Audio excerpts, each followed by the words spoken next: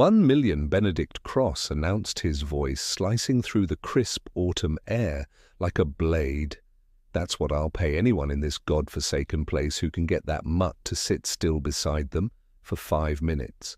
The crowd that had gathered at the Hollow Creek livestock auction shifted uncomfortably, ranchers, breeders and curious townsfolk, all drawn here by the rumors swirling around the German shepherd, confined to the rusted kennel at the edge of the arena, turned their eyes from the snarling dog to the man in the tailored jacket. Benedict's smile didn't reach his eyes. He didn't need it. To his confidence, much like his wealth, never required approval. Ghost, the dog in question, didn't stop his low growl muscles taut beneath a coat matted with mud and old scars. The shepherd pressed against the steel mesh as if daring someone to try their luck. His teeth flashed with every bark, his eyes flickering with something older than fear, something closer to betrayal. Cross chuckled as the auctioneer hesitated. "Go on," he said loud enough for the microphone to catch. "Bring out your prize. Let's see how far loyalty gets you without a leash or a stake." The handlers, 2 seasoned ranch hands who had wrestled bulls twice their size, looked uneasy as they opened the kennel gate with long poles and thick gloves. Ghost lunged forward, stopped only by the looped rope tied to a reinforced post buried deep in the gravel. Dust kicked up around him, but no one stepped closer. Not the cowboys, not the handlers, not even the so-called trainers scattered in the stands who'd come hoping to catch Cross's eye and land a contract in the midst of it all unnoticed by most. A 12-year-old girl clutched a worn harmonica in her pocket. Willow Hayes had no business being in the center of a livestock auction, and she knew it. Her grandmother Miriam had only brought her because she couldn't leave her home alone after school, and even then the old woman had grumbled about the crowd, the noise, and the showboating. But the moment Willow had laid eyes on the German shepherd, she hadn't been able to look away. That dog, snarling and pacing like a wild animal, reminded her of something she couldn't quite name. Not fear, exactly, not even anger. It was something deeper, something hollowed out and buried the way grief settled in bones after months of pretending it had passed. "You hear that, girl?" Someone laughed. $11 million just to sit next to that hellhound. You could retire before you hit high school. Willow didn't answer. She had already stepped forward, her sneakers silent on the dusty ground. The murmurs in the crowd grew sharper. Miriam called after her, but the girl didn't look back. Cross raised an eyebrow as she approached. "What's this, a child volunteer?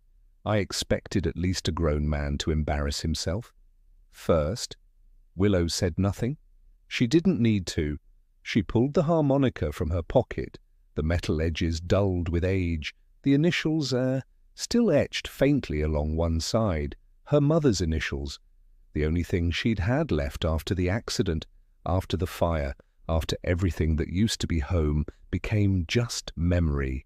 She brought the harmonica to her lips and began to play, not a song so much as a sound, a string of notes that barely floated above the wind, too soft to carry, but impossible to ignore. It wasn't perfect, it wasn't polished, but it was familiar, it was safe. Ghost froze. The transformation was not immediate, but unmistakable. The dog who had lunged at anything within reach for days now stood rigid, ears pry-cricked forward. The low growl in his chest faded. The rope slackened slightly as he stepped. Once then again toward the girl. Willow didn't flinch, she just kept playing. The crowd held its breath. Ghost sat. It wasn't obedience. It wasn't submission. It was something quieter, something rarer, trust. And though only 5 minutes were needed to claim the prize, no one moved to check a watch, not even Benedict Cross, whose smug expression had drained into something colder, unreadable. 5 minutes passed. Stillness remained. No one applauded. No one cheered. The air had grown too heavy for noise. Even the auctioneer, who had spent his career whipping crowds into frenzies, couldn't speak. Ghost sat beside Willow, as if they had arrived together, as if they belonged together. Her fingers tightened around the harmonica. The notes had stopped, but the silence they left behind was louder than anything that had come before. Cross turned without a word and walked away. Willow stood brushing the dust from her jeans and reached down. Ghost didn't resist. When she touched his collar, he rose and followed her, not as a dog, trained or conquered, but as one who had chosen his human. Miriam was waiting at the gate, eyes wide and wet with disbelief. "We're taking him home," Willow said, simply, though the weight in her voice carried far more than words. "He doesn't belong here." And so they did, as the auction faded behind them. The girl, her grandmother, and the dog, that no one could tame, disappeared down the gravel road toward a weathered ranch on the edge of Sage Valley. The wind carried the last notes of the harmonica. Through the still air, a promise of something just beginning, something no one, not even Benedict Cross, could have foreseen. He doesn't walk, he glides. That was what Willow told her grandmother the morning after they brought him home. She'd been standing at the kitchen window for nearly an hour, her bare feet pressed against the cool linoleum breath, fogging the glass as the first soft light of dawn turned the frost-laced pasture into something silver, and still the dog, no longer the beast from the auction ring, not exactly moved along the fence line like vapor, every step calculated, every turn, fluid as if the earth made way for him rather than the other way around. When she spoke, Miriam didn't reply. She simply joined her at the window and watched the creature pace, with eyes narrowed and quiet understanding creasing the corners of her mouth. It was Willow who gave him the name. "Ghost," she said softly, that afternoon crouched beside the tangled thicket at the back of the property, where he liked to linger half visible in the shadows, because you move like one, and your eyes look through people like they're already gone. He didn't react to the name at first, but he didn't reject it either. He simply paused in his pacing, turned his head slowly toward her, and blinked with those pale, unreadable eyes, an expressionless acknowledgement that said more than any bark or wag ever could. Bringing him home hadn't changed him. Ghost didn't trust the world just because it was quieter here. He refused to enter the house, refused food. From Bowles flinched at every metallic sound. A slammed door could send him into a crouch so low he nearly disappeared into the grass, and if anyone reached for a leash, any kind of strap. Really, his entire body locked into a trembling stillness, the kind that came just before an explosion. But the explosion never came, not with Willow. He never snapped at her, never growled. He simply watched her, followed her from a distance, and more often than not ended up resting near her at day's end, as if proximity alone was enough to say he was trying. Miriam didn't interfere. She gave the girls space, stepping in only when necessary, when feed had to be ordered or fences mended, but otherwise she let Willow figure it out on her own, the same way she'd once watched Emma pour herself into understanding horses no one else could touch. There was something familiar about the girl's stillness, the way she crouched in silence beside the broken thing without demanding anything of it. It was Clara Monroe who gave it a name, not the dog, he already had one, but the thing that clung to him like frost in the spring. Clara, the local vet, was nearing 70 and didn't seem in any rush to let time tell her what to do. She arrived that first week in her dust-covered pickup, her weathered hands resting gently on her knees as she eased herself down onto the porch steps she didn't reach, for Ghost didn't even look at him for a long time, just sipped weak tea and spoke to Miriam about winterizing the barn, about the hay shortage up north, about the way people forget animals, remember things long after they stop bleeding. On her second visit she brought liver treats and left them in a line near the gate, turning her back and humming quietly to herself. On the third, she sat within 10 feet of him, while she read aloud from an old veterinary manual, her voice steady, the pages rustling like dry leaves in autumn. By the fourth visit, Ghost let her press a hand to his side, long enough for her to feel the scarred tissue beneath his ribs. "This isn't just trauma," she said. That day, after Ghost had wandered off, her voice was soft, but there was no mistaking the weight behind it, its conditioning layered deliberate. Someone trained him with fear and used it until fear was all that stuck. She didn't say who didn't need to. That night, Willow opened her mother's journals for the first time in months. The pages smelled of old paper and eucalyptus, the scent Emma used to keep on her hands. From the oils she rubbed on skittish animals, the handwriting looped and curled with urgency, filled with notes from workshops, ideas for new approaches. Moments of hope in the middle of failure force doesn't create obedience. One page read it creates silence, and silence isn't the same as understanding. Willow traced the ink with her thumb and glanced out the window toward the silhouette of Ghost lying beneath the cottonwood tree. The shape of him in the dark was both foreign and familiar, like a story she'd once been told but couldn't quite remember across town.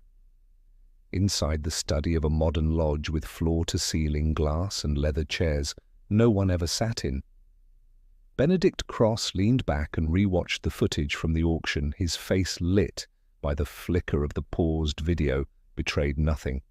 Not when Ghost sat beside the girl, not when the crowd surged with gasps, not even when his own voice was drowned out by applause.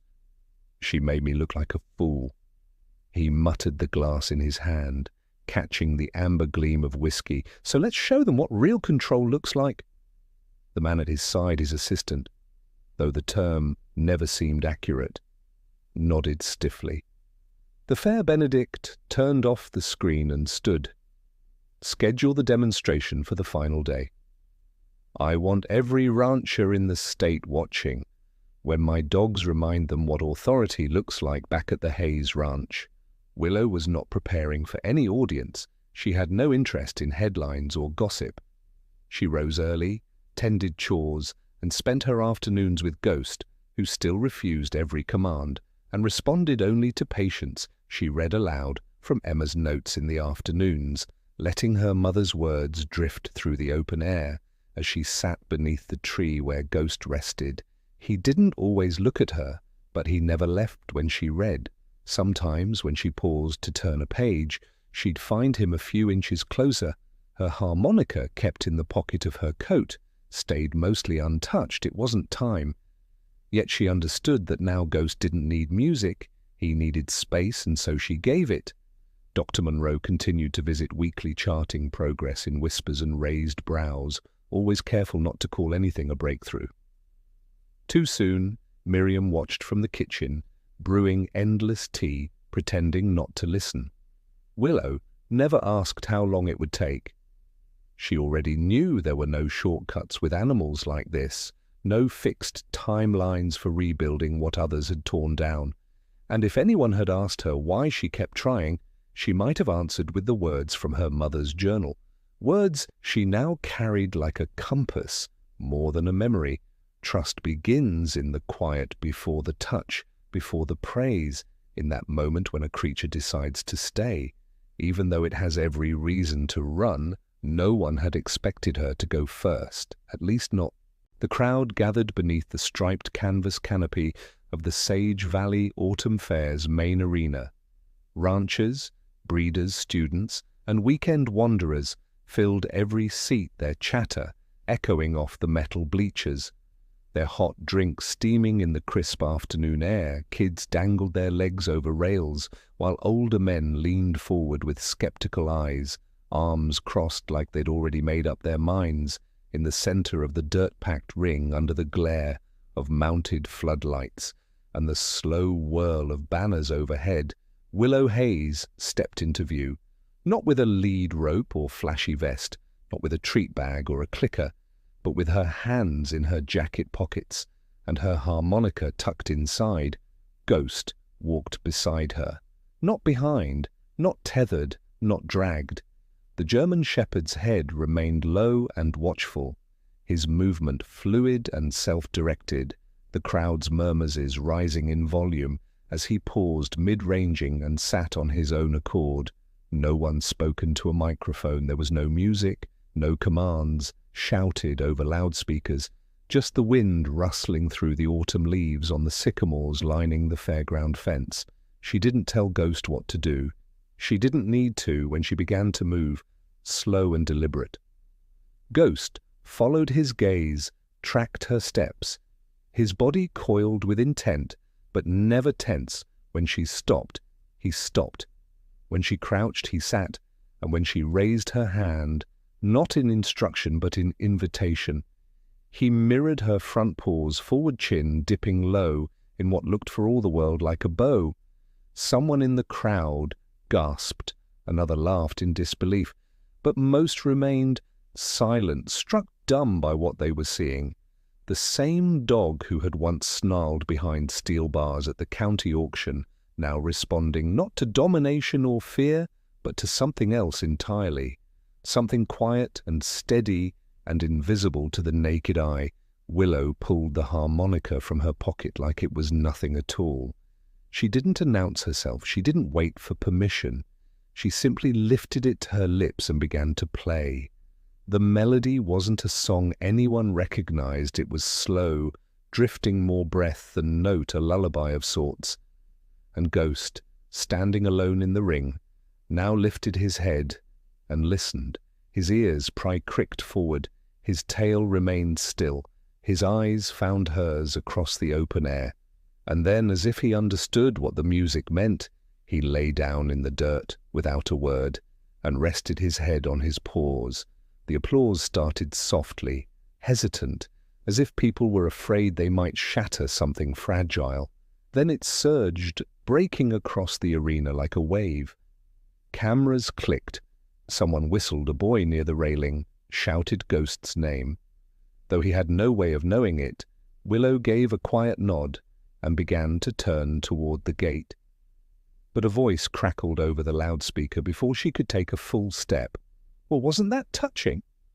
The announcer's sarcasm, poorly masked by static. Let's now welcome a demonstration from our headline sponsor, Mr. Benedict Cross himself. The name landed in the arena like a thunderclap outstroke, the billionaire broad-shouldered in a pressed black coat, silver tie, glinting under the lights at his side, barely restrained by two handlers, was another German shepherd, this one broader across the chest, darker in colouring with patches of fur missing near its hind legs and a thick rope harness across its shoulders. It barked sharply, gutturally, teeth flashing as it lunged toward the ring, a real challenge.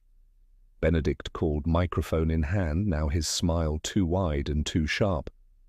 This dog has been declared untrainable by 4 separate facilities, but we believe in results, no sentimental nonsense, no songs, just technique and control. He waved to his team, who entered with batons, noise clickers and shock collar remotes strapped to their belts. The dog thrashed as they approached its eyes, wild foam building at the corners of its mouth. The crowd shifted uncomfortably. Children pulled back by anxious parents' murmurs, turning into protests just beneath the surface. And then Ghost moved, not fast, not panicked, not on command. He rose from where he'd been lying, stood still for a moment, and then walked calmly, without tension, across the ring and toward the handlers. Willow's breath caught in her throat. She hadn't called him. She hadn't moved, but Ghost ears, forward and tail low, threaded his way across the dirt like mist, stopping just short of the frenzied dog, who froze in place. Uncertain, Benedict shouted something, but it was lost beneath the rising pitch of crowd noise. His handlers held firm, unsure whether to interfere. Ghost sat down, deliberately lowering his body to the ground in front of the other dog, offering no challenge, no demand, just his presence, steady and unmoving. The other dog, panting and wide-eyed, tilted its head. It barked once, sharply, then stepped back, muscles twitching. Ghost didn't flinch. Instead, he lay down, fully paws stretched in front of him, tail still the wild dog confused, still trembling, mirrored him, slowly lowering itself into a weary crouch. Just inches away, Willow moved, then not to Ghost, but to the edge of the ring, where the harmonica waited in her jacket pocket. She pulled it out, lifted it to her lips, and played that same gentle melody. No fanfare, no drama. Just breath through metal. The dog beside Ghost lifted its head toward her and didn't move. Not a growl, not a snap. Just silence. The crowd erupted applause, roared through the bleachers like a storm. Reporters scrambled to capture footage, pushing forward with microphones and cameras. Benedict's face drained of color.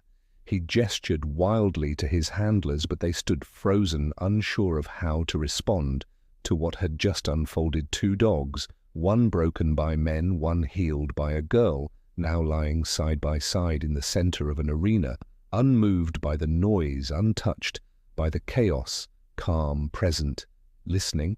Sheriff Dwyer stepped forward from the VIP box. Arms crossed, his expression unreadable, as he watched Benedict retreat from the ring, jaw clenched, microphone swinging uselessly at his side. Willow didn't address the crowd, she didn't bow, she didn't smile for the cameras. She simply walked into the center of the ring, knelt beside Ghost, and laid a hand gently on his back. The other dog looked at her, then slowly, cautiously, moved forward to press its head against her knee. And though the cameras rolled and the headlines began writing themselves before the first sentence could even be typed, Willow only saw one thing in that moment, the truth that no one could deny.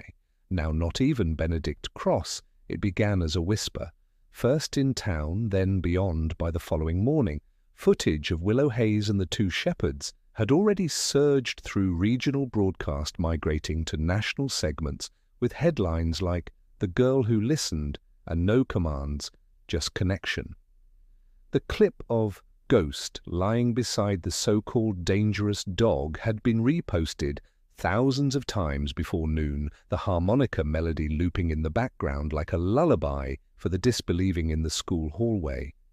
Willow felt the ripple of attention. Students who had never so much as looked at her locker now lingered nearby, eyes wide with something between awe and curiosity.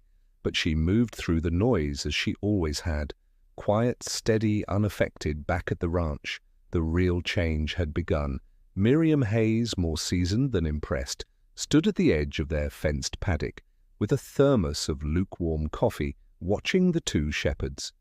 Ghost and the newcomer, now dubbed Bramble, moved together through the tall grass. Their movements were not choreographed, but mirrored the way birds fly in formation or leaves dance in tandem across a stream. What Willow had unlocked in Ghost had begun to echo and Bramble, though the trauma in him ran deeper, coiled tight and brittle just beneath the skin. Dr. Clara Monroe arrived just after lunch, her weathered pickup rattling up the gravel path in its usual rhythm. The vet stepped down stiffly, her knees protesting with every mile logged in service of animals no one else knew how to reach. In one hand, she carried her leather medical kit, worn soft with use in the other, a small parcel wrapped in cloth and bound with string. "I brought more than vaccines today," she said, her voice low, as she joined Miriam at the fence. "The university's been calling behavioral specialists, equine psychologists, even a few handlers from search and rescue units. Seems they want to know how your granddaughter tamed a monster in under 5 minutes." Miriam took a slow sip of coffee. "She didn't tame him," she murmured. "She listened, that's all." And he heard her inside the barn. Willow sat on a hay bale with her mother's journal open in her lap. The pages, frayed and dotted with water stains, held diagrams and passages marked with tiny symbols. Her mother's handwriting, slanted and sharp in its certainty, each note was more than instruction, it was philosophy, a reminder that trust was not earned through obedience but through offering safety when no one else would. She had read the same entry 3 times when a knock at the barn door stirred her thoughts. Dr. Monroe appeared in the doorway, face shadowed by the light behind her. "May I come in?" she asked. Although she had never waited for permission before, Willow nodded. Pushing the journal aside, Clara entered, slowly setting the cloth-wrapped bundle down beside Willow. "I think it's time you saw this," she said. "It belonged to your mother." "I kept it after the accident. Thought maybe one day." Willow untied the string with careful fingers, unfolding the fabric to reveal a second harmonica, this one old, its surface dulled by years of use. Initials carved faintly into the side, the name Willow Hayes, still echoing like a forgotten song in the rafters of the barn. "She carried that one through college," Clara said, and said the dogs listened better to music than to shouting. Said it reminded them of something older than fear. Willow didn't answer. She held the harmonica in both hands, the way someone might hold a feather from a bird they'd never seen but always believed existed outside. The wind shifted, and with it, Ghost lifted his head elsewhere. The response to Benedict Cross's public humiliation had taken on a sharper edge, though the billionaire had retreated without a word. Following the disaster at the fair, his network remained active. Cross began circulating footage of the failed demonstration, conveniently edited to remove the moment when Ghost had diffused the chaos in its place, were clips of the dog's early aggression, pieced together into a montage suggesting instability rather than redemption. Miriam found the first article online. Late that night, a headline claiming untrained dog poses public safety risk, accompanied by a blurry still of Bramble mid-lunch. She didn't need to ask where it came from. The fingerprints of Cross's media machine were always the same, polished, aggressive, and fundamentally dishonest. They gathered that evening in the kitchen, Willow, Miriam, and Clara. Papers and devices spread across the scarred wooden table as the wind howled just outside the windows. Ghost lay at the hearth, chin on his paws, unmoved by the storm, and he's trying to discredit her, Clara said, tapping a screen. If he spins the story fast enough, people won't remember what really happened. He's scared, Miriam replied, stirring her tea. That girl did more in 5 minutes with no equipment than his men could in 5 years. Willow sat silent, watching the shadows flicker across the walls. When she finally spoke, her voice barely broke above a whisper. "Then we show them again." Neither woman questioned the decision. They understood. What had happened in that arena wasn't a trick or anomaly, it was a beginning. The days that followed brought more than news. Cameras, horse trailers, rolled up the lane, bearing dogs with histories as fractured as brambles, border collies deemed too reactive, cattle dogs whose instincts had been punished rather than trained, shepherds surrendered by handlers who confused discipline with cruelty. Some came with trembling limbs, others with defiant stares, but none with trust. And yet each day Ghost moved among them like a quiet sentinel, offering no promises except the comfort of his presence by the end of the week. Even the reporters grew quieter in their interviews. No one understood what they were witnessing. Not fully, but they saw the change, and change once seen could not be unseen. Word reached Sage Valley's mayor, and eventually the state capitol offers poured in: research partnerships, sponsorships, commercial endorsements. But Willow refused them all. Her mother's words remained the compass. Do no harm be the place they run to. Not from. It was Bramble who gave them their next message. He had spent a week watching from a distance, never far from Ghost but never fully engaged. He would retreat at sudden movement, flinch at loud voices, tense at the rustle of fabric. Willow never reached for him, never called. She simply waited that Saturday. As the sun dipped low behind the ridge and the paddock burned gold, he crossed the distance, no fanfare, no dramatics. He walked to where Willow sat reading and lay beside her, one paw stretched out his side, brushing hers. Ghost joined them moments later, settling quietly nearby, and in that stillness, no commands, no crowd, no music. Something passed between the three of them, a kind of agreement, not submission, not hierarchy, but trust. Not all stories need to be told in words. The snow had melted into soil weeks ago, and in its place, the hills of Sage Valley rolled green and full beneath a cloudless April sky. Wild mustard bloomed along the fence lines, and the creek that carved through the lower pasture whispered with the clear voice of meltwater above it all on the highest ridge. The Hayes Kinship Canine Sanctuary stood, complete, its beams sanded smooth.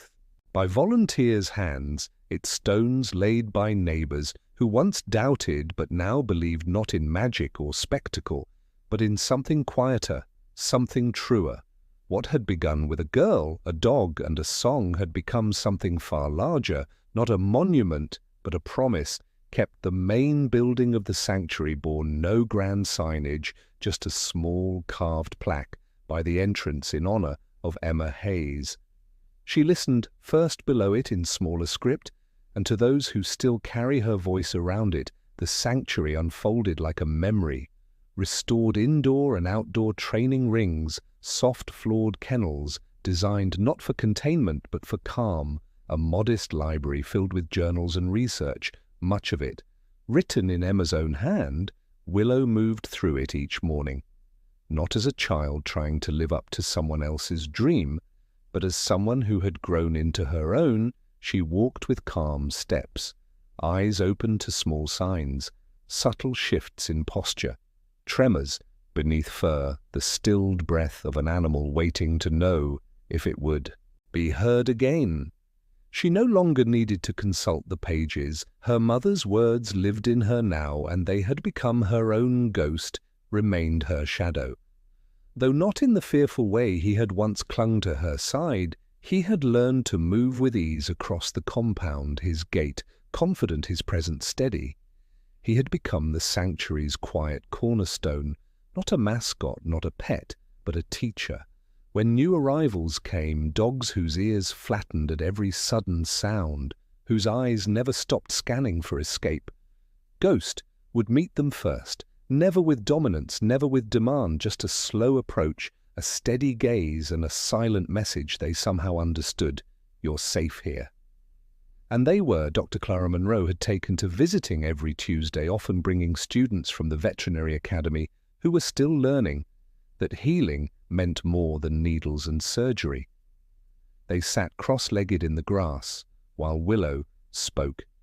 Never from a stage, never elevated but seated among the dogs, one hand usually resting on Ghost's back as she explained things in terms they rarely heard in classrooms. She spoke of patience, of trauma stored in muscle and breath. She demonstrated how touch could be permission instead of possession. She told stories not from textbooks, but from memory, of Bramble's first tail wag, of the old bloodhound who had taken a week to eat from her hand, of Ghost's first night sleeping without waking in panic. And they listened because she did. Caleb Cross returned on a Thursday in early May, his black SUV rolling up the gravel path, slower than before. The dust behind him, less a storm than a sigh. He stepped out wearing none of the arrogance his father had once carried like a badge. And for a long moment he stood with a manila envelope in hand, unsure of whether to knock or simply leave it at the gate. Willow met him halfway down the lane, Ghost flanking her as he always did. She didn't speak, neither did the dog, but Caleb nodded as though he had heard something all the same. He handed over the envelope with care, the edges already softened from being opened, and read again and again. "It's from him," Caleb said. Not meeting her eyes, he wrote it before the stroke got worse, said it had to be given in person. She opened the envelope later alone, in the quiet of the barn loft, where her mother once sat during storms. The letter was written in a trembling hand, the ink uneven, but the words clear enough. "Willow," it began. "By the time you read this, you will have done more than I ever imagined or ever allowed myself to believe was possible. You see, I knew your mother was right, long before I admitted it. but I built too much of myself on being the man who knew better. He confessed in those pages not only his mistakes, but the fears that drove them, the fear of losing control, of being irrelevant, of change. Emma saw animals the way most people never bothered to see each other. The letter read, "And now I see it too because of you. Tell your grandmother I'm sorry. Tell Dr. Monroe she was right to walk away when she did, but most of all tell Ghost thank you." He had signed it simply. Benedict Cross. The envelope contained something else, a deed marked and notarized, transferring ownership of the neighboring tract of land to the sanctuary, an expanse of untouched meadow that rolled into the edge of the ridge, perfect for expansion or simply for freedom. Willow read the letter again, folded it with care, and placed it in the drawer beneath the harmonica that night, as the sky turned a deep amber behind the silhouette of the ridge. She stood at the fence line with Ghost beside her, watching the wind move through the tall grasses of the new parcel. A group of younger dogs played at the far edge. Their joy unburdened their bodies, no longer flinching from invisible ghosts behind her. The sanctuary lights began to glow in the soft hush of dusk. She could hear Miriam's voice from the porch, calling in the last batch of volunteers for supper, somewhere in the kennel yard. Bramble let out a sleepy huff and turned in his bedding. There was peace in the air. Not perfection, not the absence of pain, but the quiet, enduring presence of safety. Willow placed a hand in her pocket, fingers brushing the old harmonica, its metal worn smooth by years of touch. She hadn't played it publicly since the fair, though Ghost still stirred when he heard its song tonight. She lifted it gently to her lips, the notes rising not in performance but in remembrance of a mother's vision of a dog's second chance, of a community transformed not by spectacle, but by one girl's refusal to stop listening. When she lowered the harmonica, Ghost pressed his shoulder into her leg, eyes trained not on her, but on the horizon where the golden light spilled across the hills. Like a promise, she knelt beside him, voice low, steady, ready, certain. "I never made you change," she whispered, one hand resting on his fur. "I just waited long enough to hear what you needed." In the distance, the young dogs barked, chasing butterflies and sunlight across the grass, and the center that listened stood behind them, quiet, open,